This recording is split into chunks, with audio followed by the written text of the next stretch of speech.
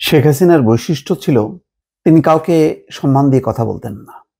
তার কাছে সবাই চাকর বাকর, মুচি মেথর, এই টাইপের আর কি। ওনার কাছে কে নোবেল পাইলো কে পাইলো না এগুলি কোনো ব্যাপার না। উনি হচ্ছেন সেরা, কারণ উনি হচ্ছেন বঙ্গবন্ধুর কন্যা। ওনার বাবা দেশ স্বাধীন করছে, তো যে যার বাবা দেশ স্বাধীন করে সে তো একেবারে সবার উপরে থাকে, আর সবাই মাটিতে বসে থাকে আর কি।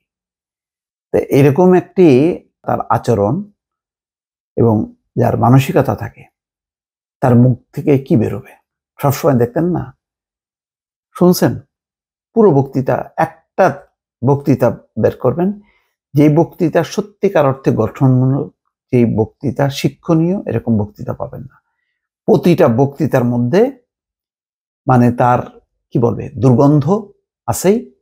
ওই এরে মারো ওরে ধরো, ও খারাপ সে খারাপ, দুনিয়ার ভালো হচ্ছে সে, বদনাম করা ছাড়া আর কোনো মানে নেই তার।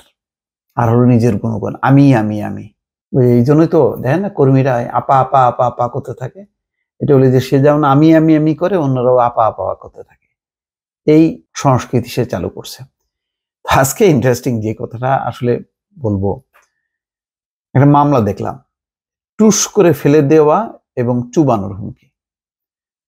টুস করে হচ্ছে ওই খালেদা জিয়াকে পদ্মার সেতুতে নিয়ে এসে নাকি টুস করে ফেলে দেবে, কারণ ওই যে পদ্মা সেতু বানানোর বিরোধিতা করছে। আর ইউনুস তাই একই অপরাধ, তাকে চুবাবে যাতে আবার মরে না যায়, আবার কিছুক্ষণ পর আবার উঠাবে। মানে অধ্যত্ত এবং বেয়াদবির চূড়ান্ত।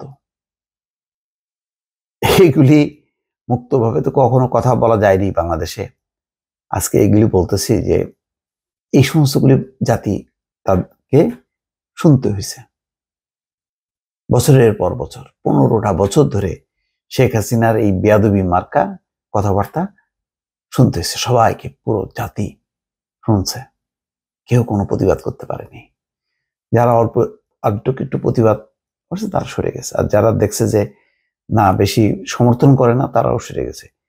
সে তো একটা বেয়াদবি মার্কা কথাবার্তা বলতোই, তার চারিপাশে এরকম বেয়াদব গুলিকে নিয়ে সে দেশটা চালাইছে।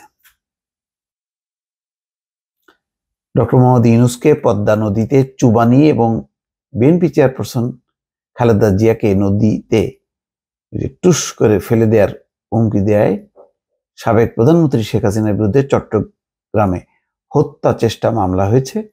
আদালত অভিযোগটি আমলে নিয়ে পুলিশ ব্যুরো অফ ইনভেস্টিগেশনকে তদন্তের নির্দেশ দিয়েছেন। আমি এগুলো কি কোনো মামলা মনে করি না, এগুলো হলো একটা বেয়াদবি মার্কা কথাবার্তা আর কি, এগুলো সিরিয়াস কোনো কিছু না। কিন্তু আজকে অবস্থা এমনই, ওই যে টুস করে ফেলে দেয়া, তারপরে চট করে যে দেশে আসবো, এই সমস্তগুলি অনেক কাল হয়ে দাঁড়াচ্ছে তার জন্য। মামলার উপাদান, এইসব মামলা তো আর আগে করতে পারেনি, তবে এই বেয়াদবিগুলি মানুষ মনে রাখছে। সংবাদ সম্মেলনে পদ্মা সেতুতে খালেদা জিয়াকে টুস করে ফেলে দেওয়া উচিত, একই সঙ্গে পদ্মা সেতু টাকা বন্ধের চেষ্টায় নোবেলজয়ী ডক্টর মোহাম্মদ ইউনূসকে পদ্মা নদীতে 2টা চুবানি দিয়ে সেতুর উপর তোলা উচিত, মানে 2টা চুবানি দিয়ে সেতুর উপরে তুলবে। মানে যেইভাবে তার বহিঃপ্রকাশ ঘটানোর দরকার সব রকম ভাবে করছে। বাংলাদেশে খালেদা জিয়া বুঝলাম তার প্রতিপক্ষ, কিন্তু একটা বয়োবৃদ্ধ মানুষ, তার চেয়েও বয়সে বড়, এরকম ভাবে বলে কেউ? 2বার চুবানি দিয়ে তারা আবার পদ্মা সেতুর উপর তুলতে হবে।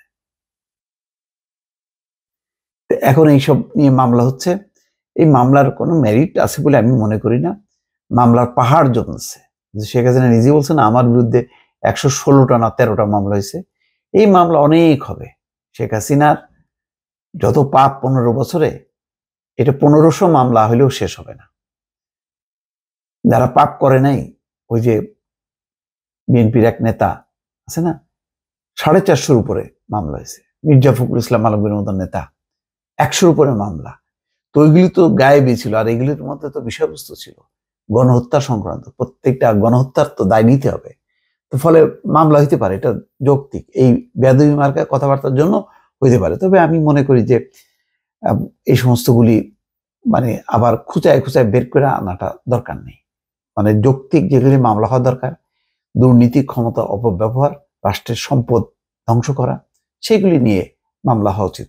সবচেয়ে বড় উচিত হচ্ছে ওই যে বদিউল আলম মজুমদার যেটা বলছে যে সংবিধান লঙ্ঘন করছে।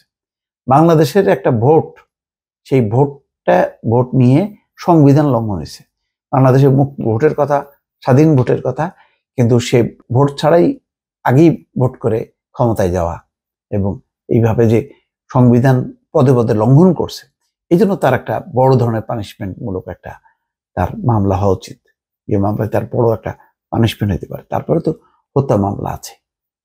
দর্শক ভালো থাকবেন, আল্লাহ হাফেজ।